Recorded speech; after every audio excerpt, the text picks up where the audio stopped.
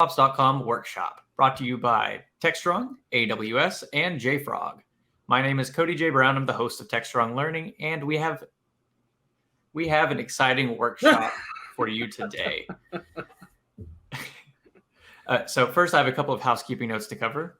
First, today's session is being recorded, so if you miss any of our discussion or you'd like to rewatch or share with a friend, the on-demand recording will be made available shortly after we conclude our live session today. If you do have any questions or comments, we do want you to just go ahead and send those into the chat tab on the right side of your screen. It's just one box for questions and comments, so go ahead and send them all in, and we'll address those throughout today's program. And finally, before we close, we will be giving away 4 $25 Amazon gift cards, so be sure to stick around till the very end of today's workshop. Our workshop today is Migrate to Modernize, how to upgrade DevOps as you move to the cloud. And I'm joined by William Manning, Solutions Engineering Manager at JFrog. Bill, thank you so much for joining us. I'm going to let you take it from here. Right on, Cody. Thank you so much for the introduction. So, hey guys, how's it going? So if you guys can hear me, this is fantastic. So today we say migrate to modernize, right? That's the idea that we're here. And just like as stated, my name is William Manning. I am a solution architect and also, I'm Solution Engineering Manager for the Americas here at JFrog. We'll talk about what we do. If you're not familiar with JFrog, we do have a branding problem sometimes. If you've ever used the product ARTIFACTORY, that's us. And we'll talk about that today. So in today's discussion, what we're going to do is we're going to do a quick introduction on why. The whole idea of modernizing. In other words, going with some more modern DevSecOps practices. By the way, you notice I said DevSecOps. I've actually removed the word DevOps from my nomenclature because the idea here is that today security is a very valuable feature behind everything that you do. It's super important to everything that you do, and we're going to discuss that today. So you're actually going to get a little bonus round, a little bit of binary management security, because let's face it, you make binaries no matter what you do. On top of that, we're also going to discuss things like software supply chain, how to create microservices, how to ensure the applications you have in those microservices are correct and safe and secure. We're going to talk about infrastructure as code, how to automate the things that you do so you have more rapid development. We're also going to talk about replication and distribution and a lot of other good stuff. And also, just so you know, when I discuss the JFrog product, because this is sponsored by us, and I believe our methodologies are pretty sound, we do have a large background. If you're not familiar with who we are the binary management people. We have almost 7,000 customers, almost 100% of the Fortune 100. We've been around since 2008. We pretty much define the market on what binary management is, and that really constitutes everything we're talking about today. Everything from developer to device, code to cloud. And in this case, we're going to be talking about if you're doing things, the thing is if we're going to talk about today also is the fact that, we have a lot of customers today, who are considering either moving from their own infrastructure to reduce cost and, the whole idea of TCO, total cost of ownership. We have things all the time where a CSO might come home or, back to the office, a CIO, CTO, VPs of engineering, infrastructure, you name it, and come back from these, things saying, hey, you know what? We want to reduce cost.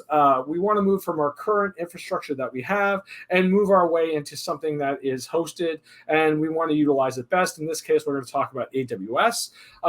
And the thing is that there's a lot of things to take in consideration. So today, one of the discussions we're going to be having is why, and then we're going to talk about how to take your applications and kind of prep them, and also put them into a better way of actually creating those applications. Then figuring out better ways to create the containers in this case, because we are going to talk also about the fact that when I say modernization is going to something like Kubernetes or, some sort of orchestrated infrastructure to host your applications, because a lot of the times, most of these reasons of moving also to are things like scale, right? Because it's a lot harder to scale iron than it is to, scale something like Kubernetes. And so understanding everything from the base level application development, inherent security, how to create better containers, how to dynamically create things like Helm charts or use things like Terraform as infrastructure as code, all the way down to the deployment and monitoring aspects that you might have behind this. Now, I hope this is going to be something you guys are interested in. I am very passionate about this. I've been with the company for over 5 years, and this is really a lot of things I like to learn about. And personally, too. So, the thing is that cloud migration is not, like I said, more than just a technology, right? And the thing is that it's also a mentality and a paradigm shift that most companies have. And this is a problem we see a lot. I mean, like I said, one of the things I do as part of my position is help customers in this various aspects, these exact situations that we're talking about. They come to us and they say, we are currently, hosting in 4 or 5 data centers. We're trying to reduce cost. We're moving up to the cloud. Can you help us? Now, I said generalized cloud, right? But specifically, companies are now picking, AWS is, AWS is the giant, but of course there are others too. And in our case, for our product, we don't care, to be honest. We don't care if you're self-hosted in your own data center or you pick one of the various cloud offerings or whatnot. Everything I tell you today can be done across the board in any development organization that's out there. But the thing is that, it's everything from strategy to compliance, like I said, better coverage, why one data center when I could have 10 regions, right, where I host my application so I can get the things that matter to my customers, maybe in a web service, to get it to them more rapidly and more succinctly. How do I make sure that the applications they're accessing are safe and secure? How do I make sure that I'm scaling properly? And how do I go ahead and automate more to make sure that I get the things out there faster for my customers are the big things that we need to talk about. Now, a lot of the motivations that we hear, like I said, is like industry trends, right? Like I said, reduce cost, basically taking an application and maybe it was a giant monolithic application and you have to go ahead and chop it down into a series of microservices, right? It also provides speed and agility. The faster you get your features out there, the better for your customers, the better you get the feedback, the better you make those features, right? So we'll talk about that, the whole idea of dev and testing and getting those things out there. In terms of operational, the thing is that, removing the cost of the actual infrastructure is one of the usually the biggest one. On top of that, the other benefits is like coverage, right? So in other words, geographical coverage over time. Also things too is that you want to think about like disaster recovery, scaling out, operational cost and, CapEx versus OpEx. And then on top of that, utilizing other infrastructures. So like one of the things that, I see a lot too is, we get customers who want to have geographically dispersed, basically application segments. So they might be like US East 1 and US West and EMEA and APAC because they want global coverage. And then they layer in something else like a CDN, such as CloudFront inside of AWS. And these are ways for companies to really sit back and say, you know what? Let's look at the way we're doing things now and how can we do them better? How can we do it more rapidly? How can we, basically enhance our developer experience, our production experience, and all the way get down to our product experience? And the thing is that once you start removing these, initially, by the way, the upfront investment in this can be tough. It can be really hard. I'm not going to lie. It's not an easy task in most companies. But the benefit when you do go through this process is tenfold. Operationally, things will run better.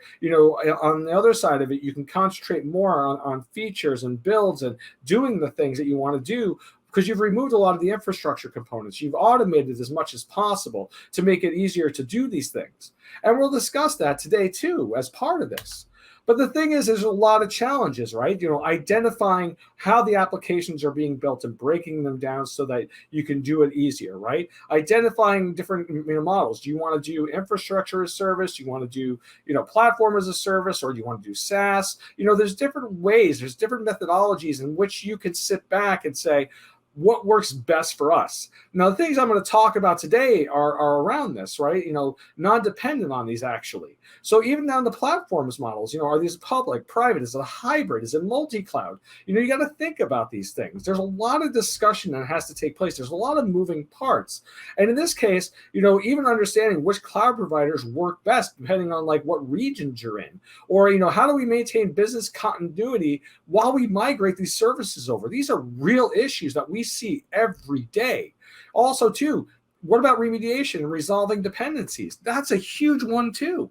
Understanding what dependencies are the product lines rely on. And on top of that, making sure that things are consistent in their nature so that when you are building these services, you're not inherently bringing in other problems that could be systemic to the way things are designed. Because another mentality change in this is stuff that worked for your self-hosted on-premise stuff that you've done all along moving to a modernization, like moving to a cloud offering and cloud infrastructure and infrastructure as code, these take investments and they are disruptive. But at the same time, the thing is like, how do you maintain the way things are in a way to your end customers, seamlessly, invisibly behind the scenes? And then at the end of it, the thing is also too, one of the next parts we're going to talk about is it rehost, reshape, repurpose, and re-architect. These are things I have in my next slide, right? These are the typical things that we hear from customers, typical strategies that we hear from customers. It's like, here's the way on the left that we're currently doing things, maybe on premise. Maybe we have one data center, maybe we have 10 data centers. And initially one data center, did fine and our customer base was small. And then suddenly, we blew up because we came up with an application or we came up with a service that suddenly everybody wanted. Now, how do you get to that next level? And in some cases, some people go, well, that's great. We'll just do is we'll go find some other localized co-hosting somewhere. We'll set it up and we'll do that. More likely than not, unless it's a really secure application that you need to do, or it's very specific in its nature, 90% of the time, a cloud offering, a cloud hosting solution where all the infrastructure for you is taken care of, the services you can leverage. That's another thing you got to keep in mind is, maybe you're doing things with a custom made application, and, maybe something like AWS, you can go, hey, you know what? We can create a Lambda function that does the exact same thing. We just have to migrate the code we actually do into a Lambda function, and then we don't have to do all this custom coding to prevent this, to have this service run. There's a lot of things you need to do. So in some cases, they're like, all right, we're going to take a step back. We're going to, we have a monolithic application. We realize that doesn't work. By the way, JFrog went through the same thing between our 6X product and our 7X product. When in our 6S, we were very monolithic. In our 7X, we broke into these microservices, which made it operationally better, but there was a lot of heavy lifting. So that was more of like a refactor. We said, let's keep the inherent nature we have, but there's certain pieces like our UI. We know what we can separate that out, and we can have the UI handled this way. Or what about the requests for, operational API components? Well, let's separate out the API into its own layer because it gets the most amount of hits. That's separate from the UI. Or repurchase. In case of SaaS, it might be one of these things that says, you know what? Our application is actually just, maybe it's a Java app. It's just a jar.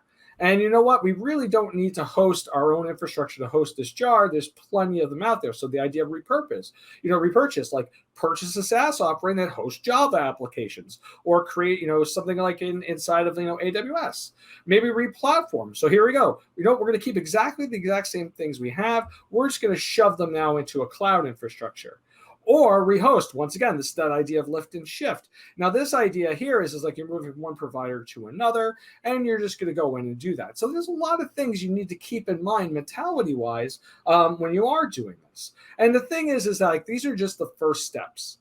But today, we're actually going to be talking about, in this case, since we are going to be talking about development efforts, and we are one of the sponsors. So yes, I am going to talk about how we do things, but I'm going to tell you right now, the stuff I'm explaining to you is also things that are systemic in nature. I mean, just so you know, myself personally, obviously from the white on my face, I've been doing this for a long time. And my first job is a coder, right? I mean, I started my career as a coder, and I've done various aspects all the way up to CTO and other things over time in my life. But in actuality, when it comes down to it, I'm a coder. I've always been a coder. I still love coding. It's the thing I love. It's a passion of mine. And then the thing is that we're going to talk about, breaking down an application first. Then we're going to talk about, now I'm going to take this application. I want to make sure it's safe. So I want to build in some security to make sure that it's safe. Then I'm going to take that application and I want to have it so that I want to host it in a container, right? I want to host it inside of a container for eventually, in my case, I'm going to use Kubernetes as my orchestration. And I might use another tool such as Ansible, Puppet, Terraform, even CloudFormation to do adjustments and stuff for the infrastructure side. But first, we're going to start at the application level because this is where you need to start. Whenever you start thinking about this, the first thing you got to do is say, what are we hosting? What is the thing that we're doing? And how can we make it better? How can we go ahead and make it so that we can develop faster? Our sprints can be faster. Maybe we scale the number of features down, but we get it out more rapidly. How do we automate this too? How do we get it so that when I check in code, I can actually have it start going through the cycles of my software development lifecycle? You'll hear me say a lot, SDLC, and make sure that it's from its conception to its deployment, that I have this level of consistency, this level of trust, this level of security, and the ability for me to scale properly over time. So first of all, when we talk about this, is that you have to take some things and considerations in mind when we are talking about this, right? Look at the way you're currently doing things. How are you doing it? Are you hosting a monolithic application, right? Break it down into its, individual pieces and components. Look at the way you're hosting the infrastructure. What databases do you rely on? All these little features. Do you do some weird sort of routing? Maybe you have 5 different products that all intercommunicate to each other, and they route their messaging back and forth to each other differently, right? What if, and when you're looking at this, sit down and talk about design strategies. In other words, if you're not rapidly building your stuff out right now, how can you make changes to make it more agile, to make it more, come on, we went from quarter releases down to monthly maybe releases down to weekly. I have companies that do 6, 7, 8 times a day, right? So going down and breaking down, how you're designing the applications, can we segment them out into smaller chunks? So this way, maybe we can improve little functions in each one instead of having to go in and have a massive application and then have to regression test everything. Maybe we only have to regression test certain portions of it by breaking them into independent components. Then sitting down, we're going to talk about SDLC and repositories. Now, repositories might be a little foreign to you in this discussion, but it's the way in JFrog, in our ARTIFACTORY product, which I'll talk about, how we store binaries, the things you use to build stuff and the things you produce. But we're also going to talk about the software development lifecycle again. How can you implement a strategy so that you make sure you segment out into individual repositories? When I talk about it, you'll understand, and make sure that you have everything that, what's in dev gets moved to, say, QA, which gets moved into staging, eventually to production. So you actually have a way to actually, look at your velocity over time and say, how are we doing as an organization? How many builds did we build in development that actually finally made it into something like production, right? These are questions that a lot of companies have a hard time answering. Like, how many builds did we produce? We produced 45 builds in this last sprint, and we finally came up with one that was actually good enough that we felt to go into production. We're going to talk about software supply chain security. 85 to 90% of the stuff you build comes from people you don't know, right? And we'll talk about that.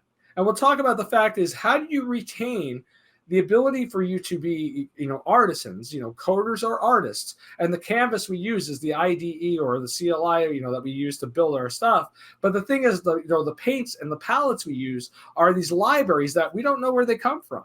And, in 99.999% of the cases, you're putting your company's reputation, your company's basically ability to generate revenue at risk. But at the same time, you don't want to remove that naive process of being able to solve a problem.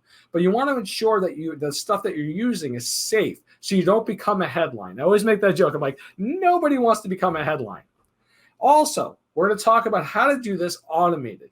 So this way you can go ahead and take that application, initially prototype it out. After you prototyped it out, now let's go in and turn it into an automated process and go ahead so that when I do build something, maybe I build in built-in testing. Maybe I build it and it just goes into deployment, once it's passed my test.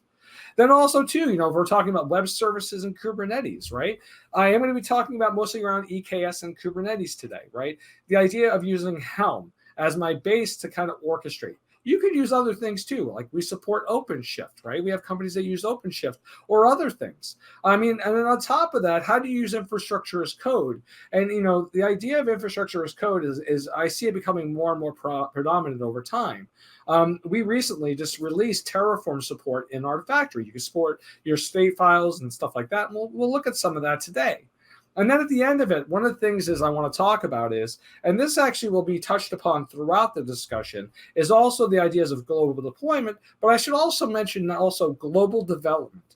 Because one of the key factors that we have as part of our product line as our JFrog platform is the idea that you can replicate binaries by having multiple instantiations of our JFrog platform in various locations and making sure, once again, you're going to hear me use the word consistency. So if you have developers, say like in San Francisco, in New York, maybe in Poland, or maybe someplace Bangalore, how do you make sure that all those developers in that global infrastructure, and hey, let's face it, since the pandemic, I see more and more companies with distributed development organizations. How do you make sure that everybody is on the same page?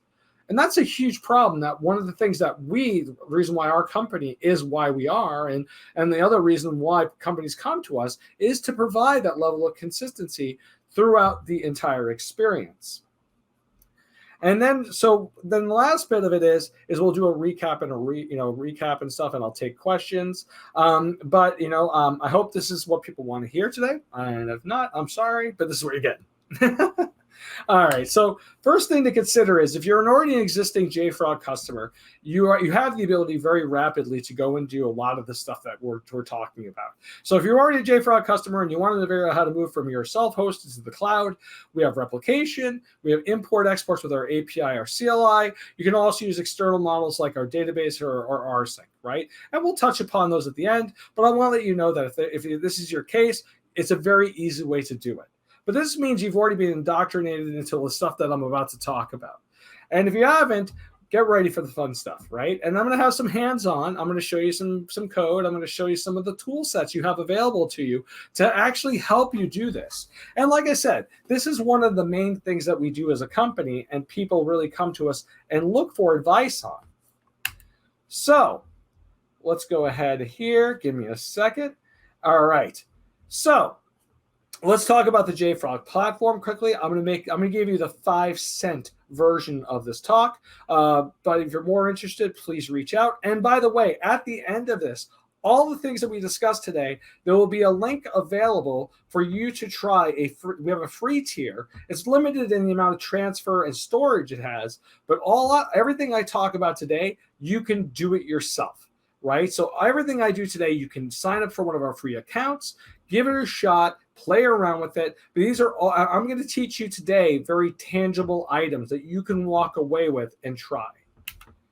So first of all, let me get over here so I can show you. We're going to talk about the platform. So if we're going to go from left to right, you can think of it as DevSecOps, right? From developer to deployment, in this case, or code to cloud, since we are talking about cloud. Hey, I see some people from New York here. By the way, New York born and bred, from Brooklyn. Anybody in the house? Woo. Anyway, we're going to keep going on this. But the JFrog platform. So the cornerstone of our technology is ARTIFACTORY, right? A lot of people know who it is. They just don't realize it's JFrog. It's a way to maintain and manage those 85 to 90% of the binaries you ingest to build your software. And on top of that, the builds you produce, whether they're Docker images, whether they're, Maven packages, NPM, you name it. We support over 30 package types directly out of the box natively. By the way, when I say we say natively, it means that if you're doing Docker and you use this as your Docker registry, which you'll see me use today, Docker tag, Docker push, Docker pull just work. If you're using npm, npm install, npm publish, just work with some slight configuration changes for your client. Also, too, we support all major CI tooling, and if we don't, there is many ways to retrofit this in. There's examples that we'll talk about today, and we also I'll share my GitHub with you. And in my GitHub, I've got everything from examples from using things like CloudFormation down to Jenkins to whatever. And actually for today's discussion, just so you're aware, I am going to be using Jenkins as my CI. I would normally use our CI product, but today I'm going to be using Jenkins. To the right of that, we actually have JFrog X-Ray. Now, X-Ray is our security, license compliance, and operational risk. What does that mean? So first of all, it'll help you figure out if there's anything malicious or nefarious that are coming in. Just so you're aware that 85 to 90% of the stuff you ingest to build your software, right? If we were to go 100% on that, 75% of that is old, outdated, end of life, or contains at least one major vulnerability. You're using stuff without understanding what's there, right? You're using, let's talk about Log4j. Let's talk about things like SolarWinds, right? These are all things that we all know. X-Ray is a way for you to implement this. Everything from shift left. What shift left means is put the resources for security at the developer where it matters most, where the ROI is greatest on any security tool. But it can also be baked in behind the scenes automatically, integrated into X-Ray. It can be also part of your CI process. And to the right up, we have distribution. We'll talk about distribution towards the end. This is where you could have a centralized manufacturing facility, say in AWS US East, because everybody seems to go to US East. And then you say, you know what, we're actually deploying into regions for consumption of these services around the globe. So we have 10 other regions. You can use our distribution hub to put together a centralized hub inside of US East. And then we have these things called distribution edges. They're lightweight, immutable versions of Artifactory in which you can publish those out to those other regions and deploy them. So it's like having a whole set of Docker registries if you were deploying a web service, and also Helm charts when you publish them out. Also, too, we have JFrog Connect. It's our IoT platform. It's some device management. It also does software updates and also remote diagnostics. Below that, we have JFrog Pipelines. It's our CI, CD, and CI orchestration tool. CI being, of course, a CI, continuous integration. And the thing is that's all based in, it's actually built in Kubernetes. You can design the runtime execution environment to be like CentOS, Debian, Windows. It's built in YAML, so it's templatizable. There's no plugins. It's all direct integrations with API aspects. And it's also extendable. You can actually write your own steps that are reproducible that you can call at any time. It's also going to be used for CD. I mentioned distribution. It's a way for you to actually create automated distribution. Or you could extend your current CI without, if you're already invested in your CI environments, you can use it as an endpoint of that CI. So the CI system completes and it kicks off maybe a pipelines job for things like approval processes to go from maybe from dev to QA or QA to staging, where you want to review the results of your builds, or have it deployed doing blue-green testing. There's a whole bunch of things you can use it for. And also on top of that, it also has a thing called signed pipelines, which creates a blockchain-style ledger on everything that you do so you have accountability. And then at the very top, we have mission control and insight. It's kind of a holistic overview of how the system is operating. And then if you use insights, it's a way to pull information into tools like Datadog or Splunk or Prometheus and Grafana. And since it's open metric, you can also use all the AWS monitoring tools also, using something like FluentD with a log exporter to push it into the system. And since it is open metrics, you can use standard parsing. Now, when I talk about that platform, we're going to talk today is I want you to be aware that one of the main things you're going to hear me talk about, and it's my favorite topic to talk about because, look, let's face it, some of the customers I deal with, I always make the joke is, yes, I want you to take my security tool. Why? Because I'm your customer. And if I'm your customer and you're my customer, but if I'm your customer, I want to make sure the things that I'm doing and I'm using your platform or I'm using your, something of yours, I want to make sure that you're using the best quality, the safest and most resilient software to do what you do. So we're going to talk about end-to-end strategies also too of making sure your brain, not only when you're migrating, if you're re-architecting, if you're doing all these things, you are going to want to make sure that you have security across the board. It is more important than ever. I cannot stress that enough. I mean, we'll talk about that a little bit later on because I want everybody to totally understand what that truly means.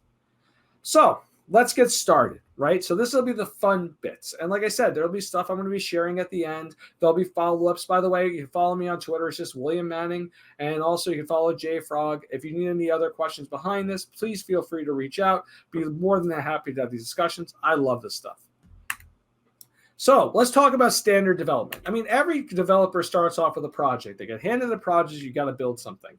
And you come up with the feature sets. You look at what you're going to do. And then the first thing you're going to do is, what technology really sets the stage for how we want to build this, whether it's a comfort level or whether it's a technology, package type, like a development language that fits its needs, right? You're not going to go ahead and utilize, maybe, say you're doing like, ML or you're doing business, anything around, say like any sort of business learning or whatever, or you're doing, data scientists are going to use CRAN.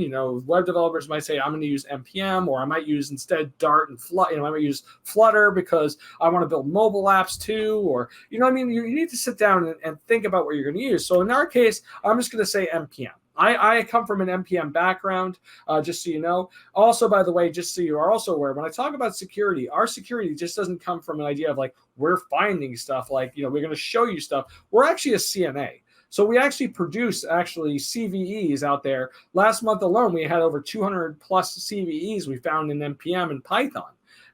So I'm very steeped in this with our teams on this, but maybe I pick NPM as the language I have, right? Or maybe we have an existing NPM application that we're using currently and we're hosting in our data center.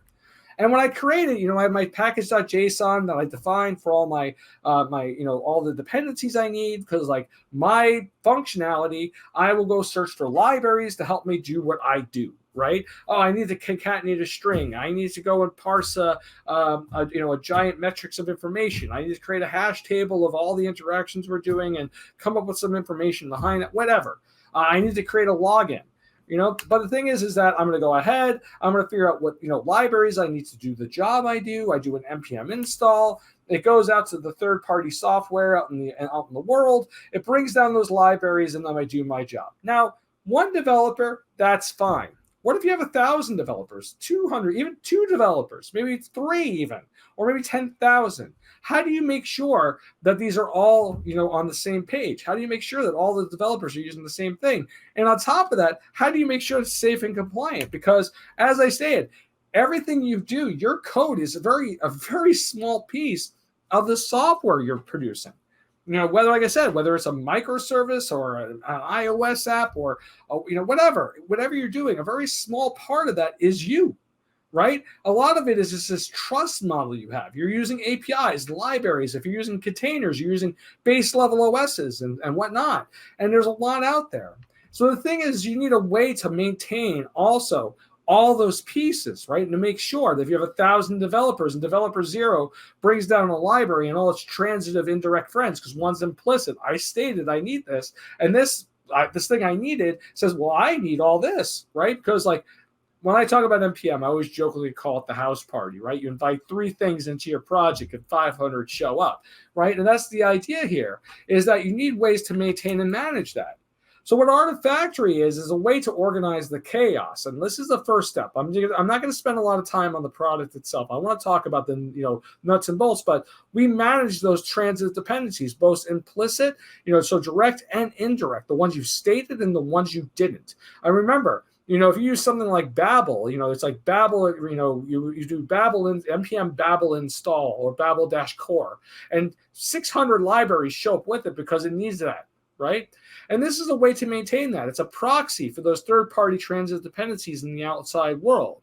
So like I said, if you have 1,000 developers and developer 0 brings in a library, all 999 developers, if they're using ARTIFACTORY, will use the same binaries, right? It's consistency. You've now taken part of the equation out so that everybody is on the same level playing field. But also, it's a way to maintain the builds you produce, right? So the thing is, you can make sure the artifacts are deployed properly. You can search for them. You can move them. You can make sure that, public repositories that are available. You can create builds and publish them. We're going to go through all this today. I'm not going to spend a lot of time on slides. I hate slides.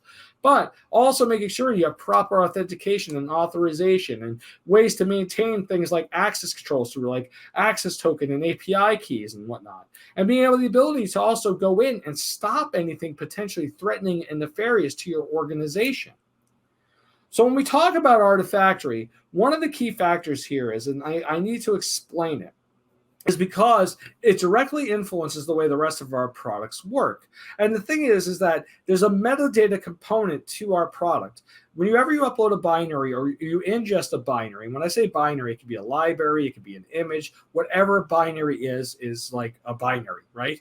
It's ones and zeros. Whatever you do, we tear it apart, we rip it to shreds, and we calculate a unique SHA-256 checksum.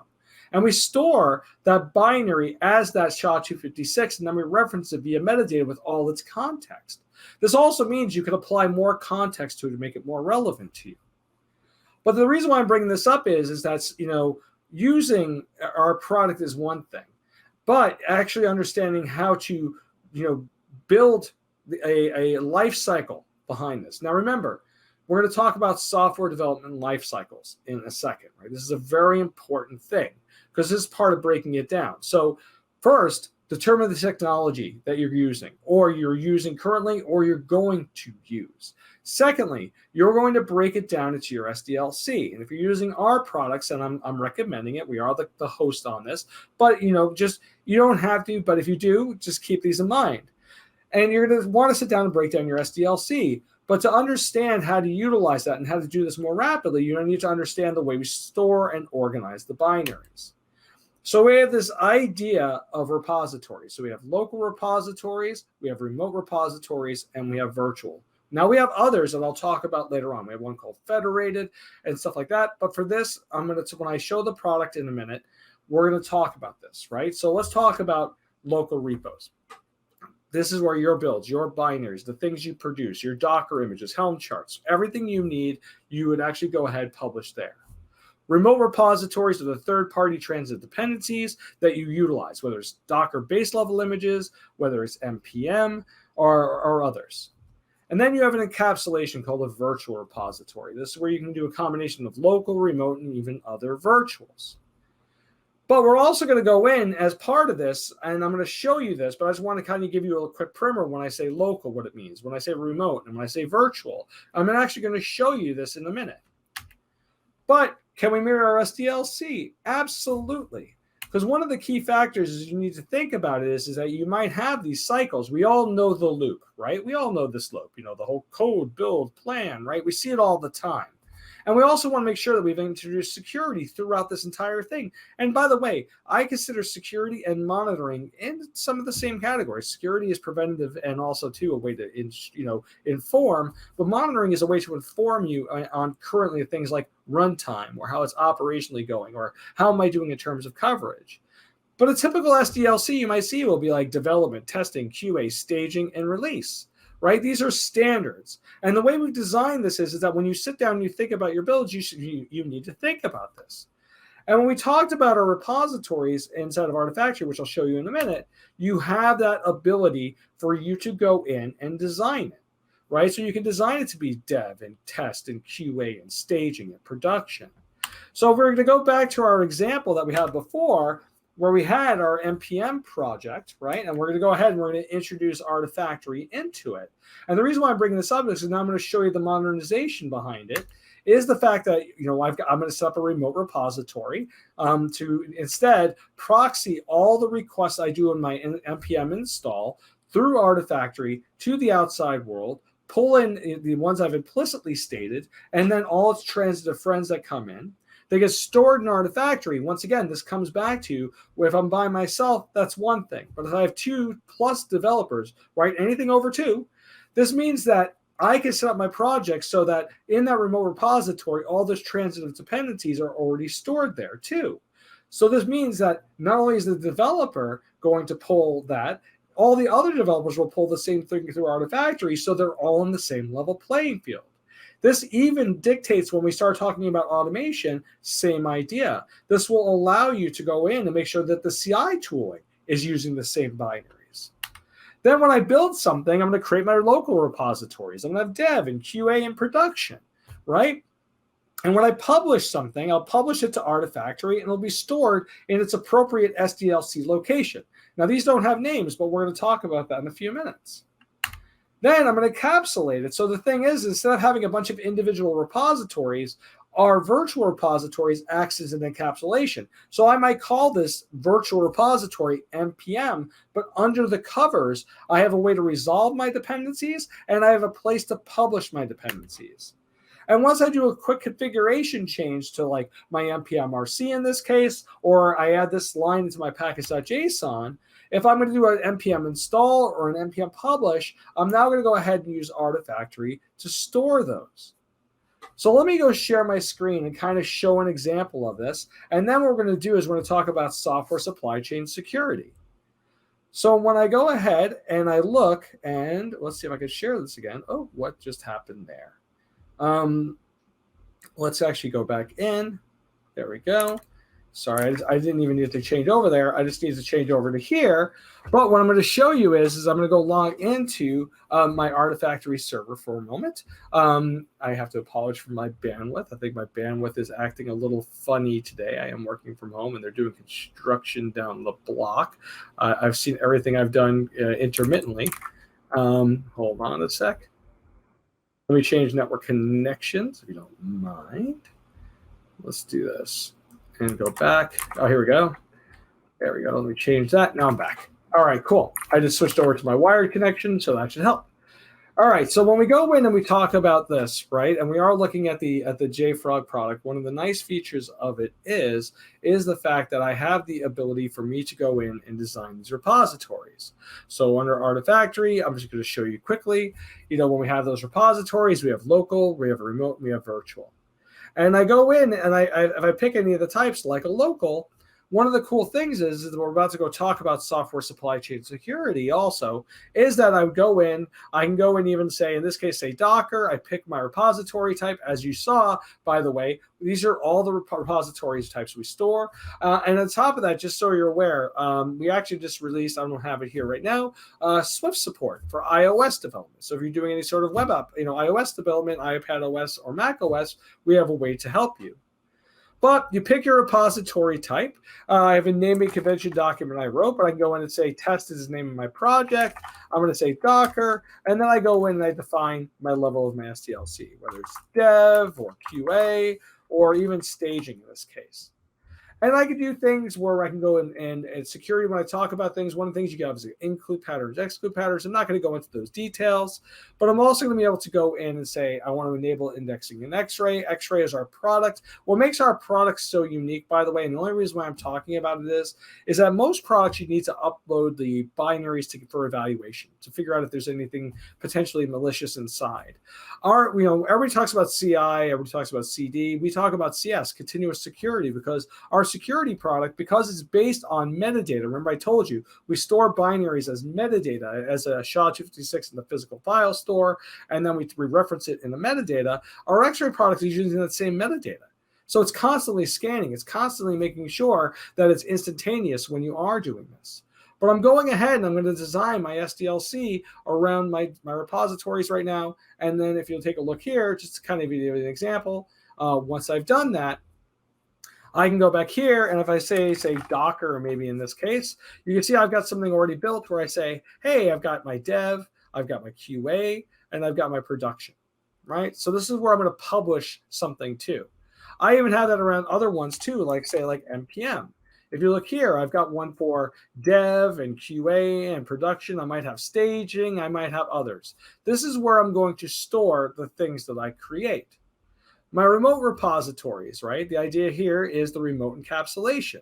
So you select the type again, and if I pick something like, say, maybe NPM or Docker or whatnot, what this is that any request I have for those third-party transits, even Maven or CRAN or Python or whatever you're doing, this basically routes the request from your client or your CI through Artifactory to the outside world and allows you to store it.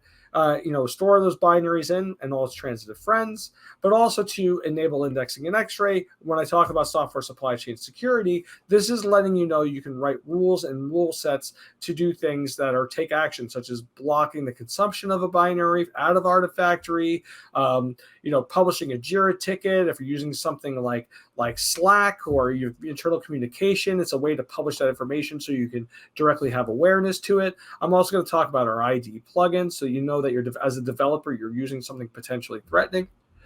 But once I've gone and designed my local and my remote repository to store my stuff, I want to make sure that I have my virtual repositories where I can I talked about the encapsulation. So like in this case, here's an example of NPM or Docker or any of these. This is my interaction as a developer. And below under the covers, you can see I've got dev, I've got QA, I've got staging, I've got production, I've got my remote repository. And then by default, I'm going to publish into dev. And I can use a promotion API to do this. So I just want to kind of show you how things are organized inside of Artifactory. But this is not the main feature of what we're going to talk about next, which is I want to talk about software supply chain security. And then I'm going to show you what it's like to automate an application and go ahead and, first of all, with the design, and then from there, how to actually do it in something like Jenkins to make sure that it's safe. So first of all, the thing is that, we hear a lot about software supply chain security. You hear things like software bill of materials, which we'll talk about today too, which is a huge discussion, by the way. I mean, and you'll see why. But the thing is that we see these headlines all the time, right, in the news. And, and the thing is that, 99% of the software developed out there, 85+% of that is open source software. And I'm a huge open source proponent. I'm in that way for years, part of the EFF and all these things I've been doing. I've been part of open source projects. I love it. I've always loved it. But the thing is, though, is that unfortunately, it also has its own level of inherent security problems too. And the thing is that when you are looking at this, year over year, the actual infection rate on this stuff is growing exponentially, right? More frequent attacks. I mean, in 2021, there was a 650% increase in software supply chain attacks alone. I mean, we all know the ones such as utilizing, everybody talks about SolarWinds or Log4j, right? These are all the big names, but there's lots more that are not as prominent out there in the world. There's a lot out there that not many people talk about, and they're happening all the time. We find them consistently. So in our case, when we go back and we look at this, we're really just layering in another piece behind this. And when we have this level of security, let's talk about a build, right? So let's talk about, something I produced, just so you can see what I mean. And the example I'm going to show you in a minute is going to take me about 5 minutes to maybe about 10 minutes to show. But then I'm going to show you how I got there. And you'll understand when you modernize these kind of experiences, why it's so important, right? Why is this so necessary in the things that we do? And this is part of the modernizing experience. So in here, I'm going to go jump in. I'm not going to do a deep dive into our X-ray product. If you want to know about that, I actually have a DevSecOps 101 talk I gave. But so we're going to go right to a build, right? Now the build, actually, I'm going to take a step back because the next part we're going to talk about is automation, right? We're going to get to that next. And when we talk about automation, I'm actually going to talk about this here. So the example we're going to go over today is a very standard web service, okay?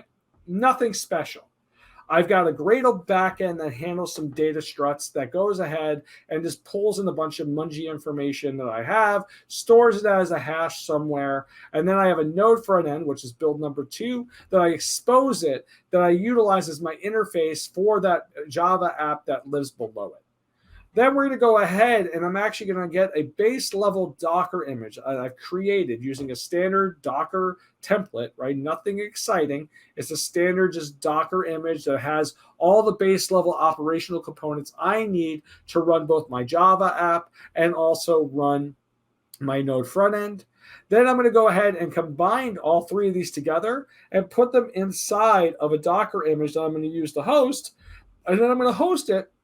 I'm actually going to use metadata, in this case from ARTIFACTORY, to dynamically create a Helm chart. So this is actually how you can create like infrastructure as code, because let's face it, that's what Helm is really. And just so you know, by the way, we are governance board members of the Cloud Native Foundation. And anytime we use Helm, we actually have our employee named Remus. He's actually the guy who co-created Helm. So the thing is, we'll talk about that and how to deploy it. And then later I'm going to talk about how to distribute it. So I want to make sure I'm cognitive of the time. But when we talk about these kind of builds and stuff, we're going to talk about orchestration and security. So when we talk about this stuff, I want you to understand is that, here's an example. And let's go look at my Node front end. Actually, let's take a step back. Let's go actually look at the Gradle. Let's do Gradle instead. So Gradle, I actually went through and I created my SDLC for this, okay? Just so you know, I have dev, I have QA, I have the repositories built appropriately for the things that I'm doing. And in this case, here's a link directly to the build that is going to produce, that I'm going to utilize for this. So let's go log in to my Jenkins server. And we're going to talk about this Jenkins build in a minute. But part of this Jenkins build that I have here is I'm going to clone something, like I'm modernizing this, right? I'm going to go ahead and I'm going to break down this application. And let's say this way, maybe I've been building it up my desktop, or maybe I have been using Jenkins all along and I want to start pointing it at Artifactory or pointing it to some other build server, but you want to make sure that it's inherently safe and secure. Well, let's go look at this one, right? And this build, and I'm going to go break down this build in the next section. But I want to show you first the end result of this, and I'm going to show you how I got there. So first of all, you can see that this one was released. First of all, this is actually an arbitrary value that I set that says basically that promotion that I'm going to go into the next section of this promotion, one of the values that I set was I'm going to say it's released.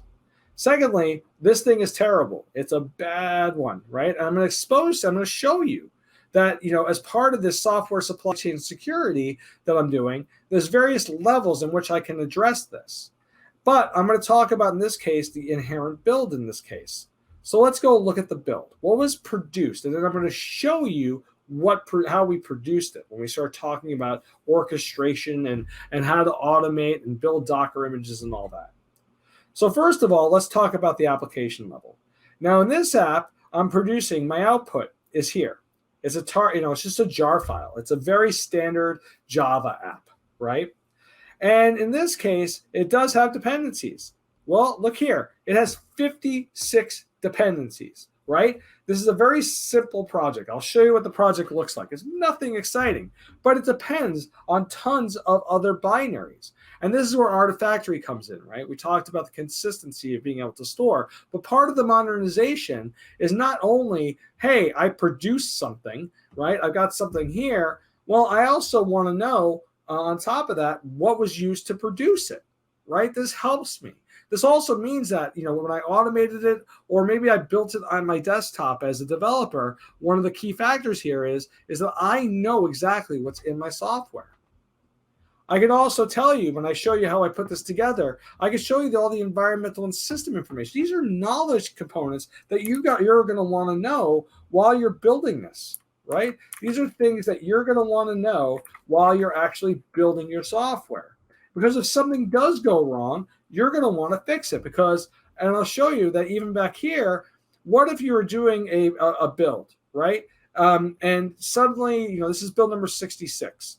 And maybe build number 57 was a better build. We'll talk about that kind of stuff later, or you can always ping me on it. But let's go ahead and look at something like, let's say, or build number 53. Why not? I want to know what changed, and I want quick remediation. So these are kind of best practices, getting accountability for the software you're producing.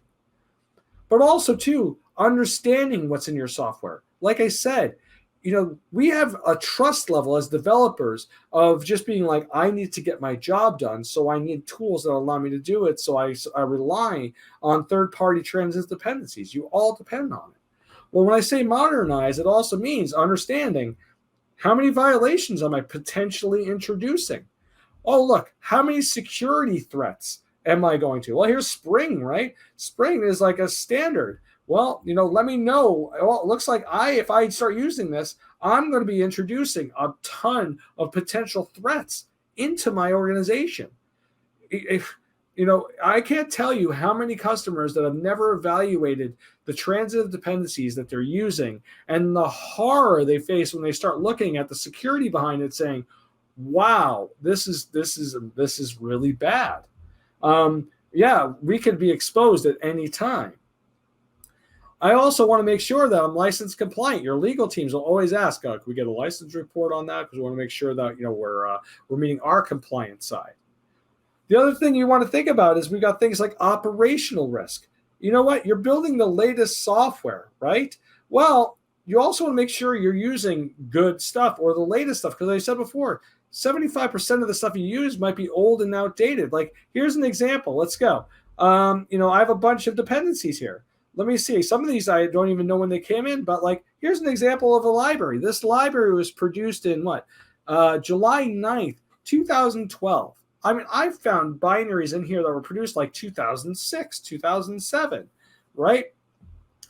I want to be able to also, if my security team comes to me, I want to be able to have answers, right? Also, too, one of the things that we see a lot is that as part of this moving forward and modernizing is that a lot of companies, their answer to security around the things you use is to have a security team in place that says, hey, you need to submit your, what dependencies you need to us. We'll download them. We'll evaluate them. If they meet our scrutiny, we'll send them to you. Right? And then you can have them. There's delays and it could take hours. It could take days. With our product line, just so you know, if you ever want to talk, like I said, there's another talk on this. I'm not going to go into it, but you could evaluate these on the fly as they're happening so that you could keep your velocity going with that and still ensure highest levels of security, but not hindering your progress. But also, too, you're going to want to know, what does this depend on, right? Because these are things that make up your software. These are things you use every day. You want to see, in this case, maybe you have Jira. You hook up your Jira tickets because, we do like a Jira integration in this case. If it was loading, right? And let's see here. Except my network is terrible today. If you look here, you can see I am producing results from our product and publishing into something like Jira so they're actionable, right? You need to be aware of these things. Like I said, we can do diffs between things, right? And if you look here, here's an example where I can do a diff between number 64 and number 66. And I can also say, here's all my release history, right? I know everything about what went into this build. I know everything about it. But before it even got here, we're going to talk about the next part of this, which is, is when we get into this next thing, which is we're going to talk about automation, orchestration, and Docker and Kubernetes. But before I even do that, I actually want to go in and, why is the screen share? Hold on. But this time I want to share something like, here's my CLI tool. That project I was just looking at, by the way, here's an example. As a developer, I should be aware of the things I'm using, right? So if you look here, here's a bunch of libraries that I'm using, and here's our hierarchy. These all came along with the things that I'm building. And if you look in here, you can see where, I want to be as a developer. Now, this is, by the way, our JFrog ID plugin, but I can go in and reference all the things I need to fix. This is part of modernization. Attack the issues before they start. Get the things that you use to build your software under control, right? It's having this level of information that will make you an effective organization. And like I said, the next piece that we're going to be talking about is, of course, modernization, right? And the modernization and now, orchestration and automation is really the next part of this. If I can get there, hold on. Is it sharing? I can't see if it's sharing. There we go. Okay. So now it's back to this. So let's go talk about this, right? And when we talk about automation, there's many different ways to do this. And you hear a lot of organizations talk about GitOps and, what GitOps really means. And, the idea of checking your code and kicking off a build process and using whatever CI tooling. I don't care what CI tooling you use. What I'm going to, some of the things that we'll talk about is these are the things you need to know and capture, right? So when we talk about this, let's go look at an example, right? So let's take this example that we did before. I mentioned the fact that we are going to be talking about this web service. I talked about the Gradle front end that I showed you, right? We talked about that. Let's look at what the code looks like to build this. So I actually have over here, I have my GitHub project. So let's go into my GitHub project. I actually happen to I'll go into my 7-step web service that was producing it. Here's my Gradle, here's my Jenkins file that I'm going to use to build this. And if I look at the raw aspect of it, if it allows me to show, we do have an Artifactory plugin for this, right? So you can use our Artifactory plugin, you can use our JFrog CLI tool, it doesn't matter. But what I'm doing here is I'm capturing all the information.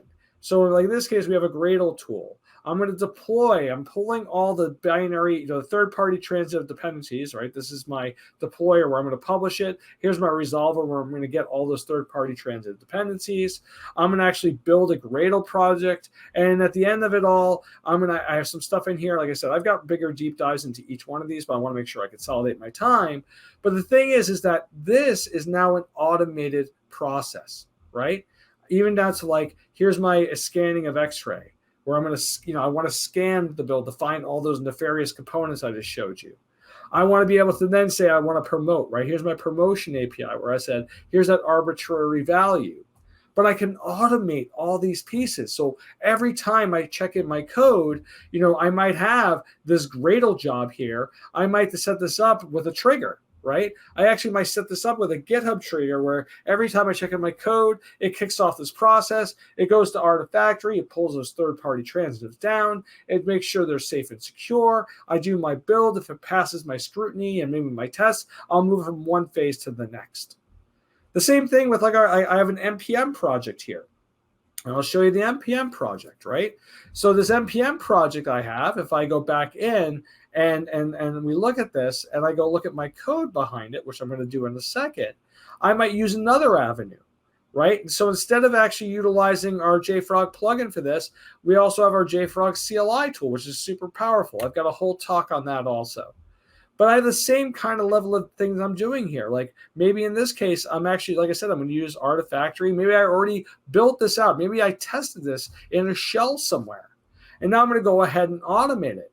And in this case, I'm just building and deploying a simple NPM project. But the thing is that once again, I'm going to build and deploy it. I'm going to go ahead and make sure it's safe and secure with our X-ray product. I'm also going to go ahead and promote it from one phase to the next. But what this means is that as a developer, when I make a change, once again, I can queue this off using an automated process, maybe like a GitOps style or whatever. But it allows me to go in and run these in such a way that when I get done, I can have a build that every time I look at it, like here's this NPM project, and like I said, I call it the house party. Here's a tar.gz that I have, and I can also see in this case, all 485 transitive dependencies for this build. But since we are talking about modernization and going, right, the next thing we want to talk about is, okay, great. I've now taken maybe the application I did, my Node front end and my Java back end. I've built a series of repositories around them. I'm going to go ahead and now publish my builds. Now, if you look here, I've got a build for my back end and my front end. Great. Next thing I want to do is I want to go in and I want to build, in this case, even a Docker framework. I want to build a framework that every time I do every build that I produce and everything I have, I want to be able to host it in the same container. So if we go back and look at my orchestration jobs again, right? So let's take a step back and we look in here and I go to my 7-step service, is that when you are doing this, hold on. Oh God. The thing is sorry, there was somebody coming in on my phone at the same time when this is going on. And hold on, let's go ahead and read this. So, here's an example. Maybe where I want to go ahead and I want to actually build out a very specific version of things. And I have all these examples online, right? So here we are. Once again, I want to make sure that every container that I host an application in is consistent at some point. Right. So in this case, I might be running a version of Java and a version of Tomcat.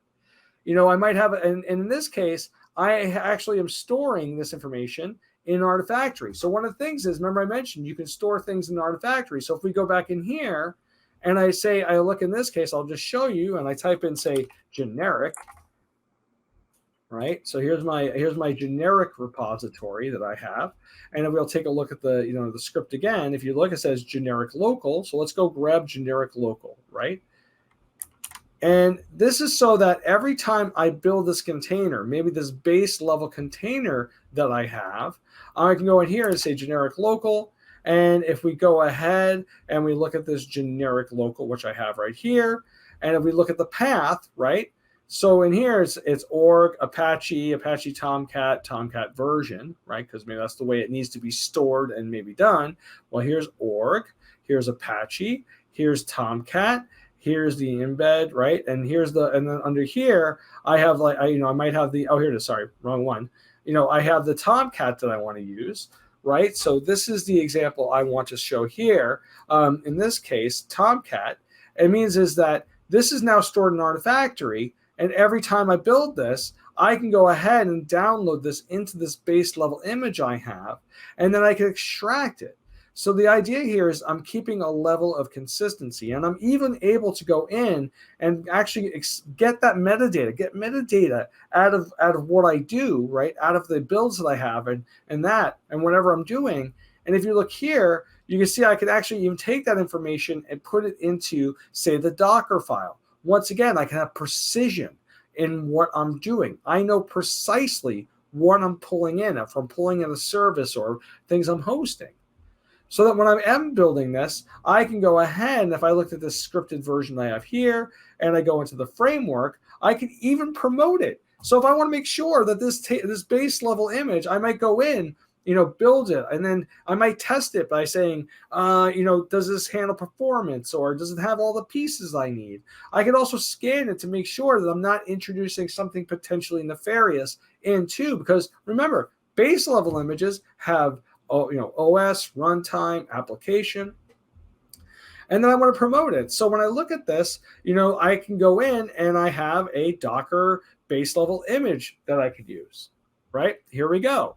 Now, I'm not going to dive into this one right now, okay? The only reason why I'm not going to dive in is for a couple of reasons. So first of all, you have your standard image layers. One of the biggest changes, though, and you're going to dig this, is remember I used very specific versions of Tomcat, right? I used a very specific version of runtime. Once again, modern practices. I want to know if something goes wrong, what version I'm running. So I've actually designed this pull to say, this is the version of Tomcat, and this is the version of the JDK I'm using to host this. That's amazing. Think about how long it would take you in a normal situation. You'd have to do a Docker pull, a Docker run. You'd have to SSH into it. You'd have to search it, right? There's a lot of things there. But that's only the first two steps, right? I built a Gradle app. I built an NPM app. I built a base level image. The important part is this one. Now, this one is a combined effort, right? So this is going to have my Node front end and my Java backend. It's going to use my prepared Docker container that I did before, that image I want to use. Now, this is the fun bit. So let's go back and take a look again. And in this case, we're going to go to step 5 in my build process. By the way, I have super detailed ones on this. I hope this is actually, I hope you guys are understanding where I'm going with this, but I want you to understand there's a lot more to modernization than just moving things up, right? These are things you need to keep in mind when you're doing this. Everybody's process is different. I get it. Trust me, no two companies I've ever worked with are the same or even remotely the same. So let's go back in, and I'm going to look again. And in this case, the one that I built here is important. Remember, I told you everything is based on metadata in Artifactory. Well, in this case, I want to make sure I always have the latest version of the Node frontend and the Java backend I've created. So I have this thing called a download spec. Now, by the way, once again, I'm using the Artifactory plugin. I'm not going to go into these level of details and all the stuff I've captured. But in this case, I have a query, get latest Gradle war or get latest UI. And below, I actually have functions. Now, these functions are expanded because I usually teach this in the class. But what I'm doing here is we have a thing called AQL, our Artifactory query language, and it gives me the ability to go query Artifactory to find something. And in this case, I'm looking for the latest version of my node release, right? So I use the promotion API. I'm isolating it down to my production level repository for the application I wish to host. Same thing with my backend, right? Here's my Gradle war. I'm going to search my released repository for the latest version so that I don't have to go in and implicitly state anything. In this case, I am going to go ahead and not actually, in this case, I'm going to go ahead and I'm going to query that repository and pull down the latest version. So when I'm doing that, just to kind of show you is that when I'm building this and it says dependencies, this is a query. I'm querying based on that. It can be one single attribute or a series of attributes. You might have sign-offs from various instances. But the thing is what you get is the most important thing, because now when we talk about the next part, I'm going to show you how many, once again, here's the connection to my, my server that I have, my Jenkins server that produced it. Here's my, it's letting me know it's released, the promotion API again. I know where it is in my SDLC. But when you start working on this and you start modernizing, one of the biggest problems we run into is that the architecture that you're using to host it is not very good about letting you know what's running. So in this case, here's the actual final result of that build, right? And once again, most Docker registries have this. This is not useful. The thing is, from a remediation aspect, a modernization aspect, you know nothing about what's in there. If you follow certain best practices, I can go in here and say, oh, by the way, here's the version of my Node front end, and here's the version of my Java backend. This is awesome. What if there's suddenly build number 92? This is another problem we run into, is that we hear customers say all the time, well, how do I know when I'm going down this methodology path? How do I know what version of something I'm doing? Well, here's how you do it. Well, what if build number 92 and say, number 80 was the previous one? Well, I want to compare this Docker image and I want to see what's changed between them. Well, here we go. Well, it looks like between build number 92 and build number 80, we changed the version of the Node front end and the Java backend, right? These are things you need to be aware of, because the thing is that by automating and doing this, yes, you're inherently making things faster. You're making them more rapid for deployment and development. But at the same time, you lose some perspective in how you're capturing the data that you're putting out there, and you need a way to do this. So in this case, what we've done is we've automated all these pieces, right? We've broken them down into their fine granular detail, and we've also, on top of that, also gone ahead and created a way for us to have accountability, so that if something does go wrong, you have the ability to actually go ahead and remediate, or even quickly and rapidly do something. Hold on one sec. There we go. And the thing is that now I can actually go in and see, or what if something went wrong and I need to remediate? Because it's not just about automating, not about building. It's also understanding, like I said, what you have. What if somebody actually left the debug flag on again and suddenly everything's filling up? Well, it looks like it wasn't in this case, right? You need to also, when you're modernizing and you're automating, you need to capture more information.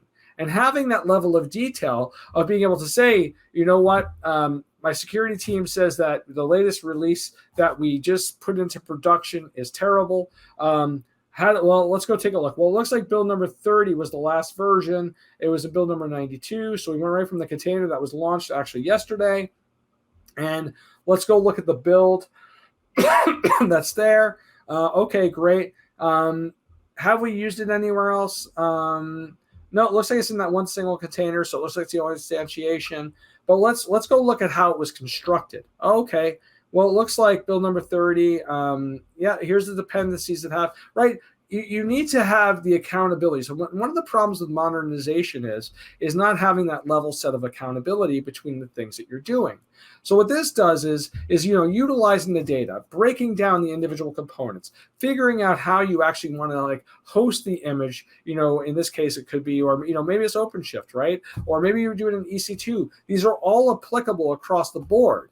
But what you need to understand is that, even when you're doing this stuff, there's lots of different levels you need to have information on. And having that information is key to doing this level of modernization. And that even comes down to the next portion, right? Infrastructure as code. You've broken down your application. You've created a base level image. You're hosting it in a container. Now you want to be able to do is configure it and also have it either in a runtime like OpenShift or Kubernetes or EC2 or whatever you design, but you want to make sure that you have all those pieces handled. And all infrastructure as code does is it makes it so that, say you are using like Terraform or CloudFormation or whatever, you could put these hooks in. Like our product. I'll just show you quickly. Is that part of this is that you have the ability for you to go in and share this level of information. I'll just show you quickly. If I just go to GitHub JFrog.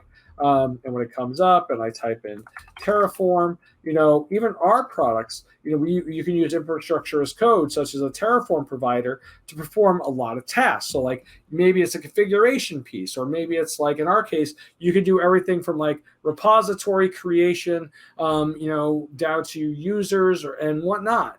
the whole thing is infrastructure as code is amazing. I am a huge fan.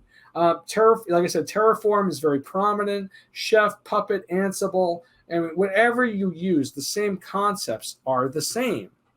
And if you look at mine, even this build that I'm doing, now in my case, I'm using Helm, because technically Helm, and I do have to fix something, but Helm is actually a viable, basically infrastructure as code. You're creating infrastructure to run your applications. And we've actually even built our product. Once again, I showed you the queries. I'll show you an example of one that I built that I utilize. And in mine, I've got one here where I actually take this Jenkins job that I have, the one that happens to be failing at this moment. But in my case, I'm actually creating infrastructure as code. In this case, values.yamls file. Now, if you're not a Helm person, I'm sorry. So you do a Helm install. It creates, you design your Helm charts to do this. And one of the things you can do is inherently send a thing called values, which are things like even down to CPU or whatever you're doing. And in this case, I am actually going to go ahead and I'm going to utilize information from Artifactory to create this, so that when I create a Helm chart, I have implicit versions of the application I am going to host. So in my case here, once again, you want to have that data where I'm actually going ahead and say, hey, you know what? Go ping this Docker repository. Tell me what the latest version is. Give me that latest version. And in this case, I'm going to change the values.helm file to say the latest image tag is this, right? These are things you could do. Or, when I showed the example here, you could even even add queries as resources and data into things like Terraform or whatnot to pull that information, so that when you configure your applications for either, say, like maybe every Friday, for the weekend, your product does big sales on the weekends. So during the week, you want to make sure that you're only running 2 nodes in each of your pods, but you want to warm up at least 20 on Friday at 3 o'clock, right? And this is stuff you would put into your infrastructure as code to say, I don't need to actually change my code, things I'm hosting. I could change the way they're being hosted. So you want to make sure, as part of this modernization, you understand the topology. Now, this is most of the time, it's orchestration, right? Kubernetes is kind of a virtual topology that you're designing through code. And you can use either, combination of Helm and Terraform, or CloudFormation to set up the infrastructure with EC2s and RDSs and ELBs and whatnot, but then use Terraform. Now, in Artifactory, you can store those Terraform templates, right? Or in our case, you can even go ahead and if I just, if I can even do things like, store even like my Helm charts in here, right? I know I've got it in here somewhere, and I'm not going to spend, waste a lot of time, but here, I'll just show you an example. Here's a template. Right, if you look here, here's a tar GZ that I created where I'm actually going to, go ahead and host a very specific version of this Helm chart. Right, here's all my chart info that I have behind it, what versions of the application I'm doing. I can even expand this out and even just show you, that these chart files that I created, if I view the source, these are very non-specific, except for the fact that I have a version here that I actually wrote myself. And when I go into the values, you can see where I've actually gone ahead and I've actually changed the version, maybe in this case to tag number 47, sorry, 27, so I know exactly what version I'm using. So it's not just like, okay, great, we created a bunch of stuff, but also having that level of accountability behind it is the important part, right?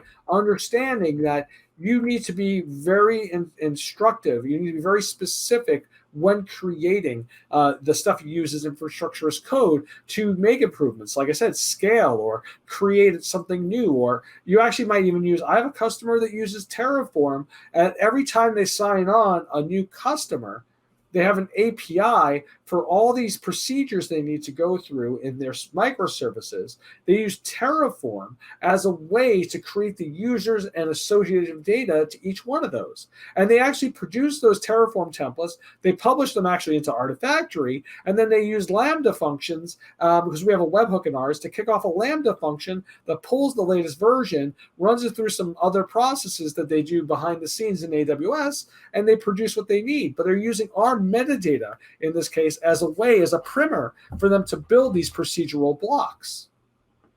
Now, the last thing is that, yes, we've talked about how to modernize the application, how to think about things in terms of hosting and infrastructure and all that.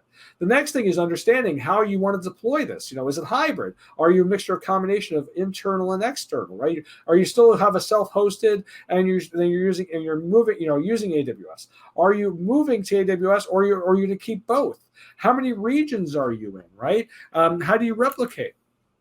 So understanding this, like for us, is like one of the things you need to sit down and think about is replication and optimization, even outside of JFrog, right? I'm using JFrog as our stuff as an example, but you got to keep things like in mind about, what kind of security. I mean, if you're using AWS, there's an inherent built-in security between VPCs, right? Between the locations that you have. But we actually have different methodologies too. One of the reasons why AWS and actually a lot of other companies out there and other cloud providers even utilize us, and one of the major things is that our product actually has replication, push-based, pull-based, event-based, cron-based. And the thing is, we have a thing called federated repositories, which I'll talk about in a second.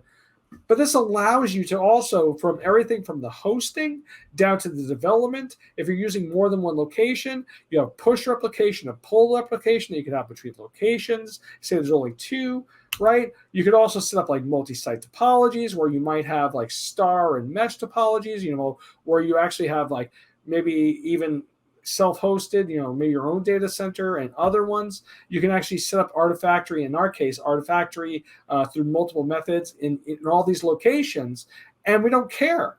And that's one of the things that we bring to the table is we provide you with a level foundation for everything I showed today, but also the ability to globally distribute this amongst them, whether it's to your developers, so developers using the same thing in other locations, or maybe you're producing in one location and spreading it out to another.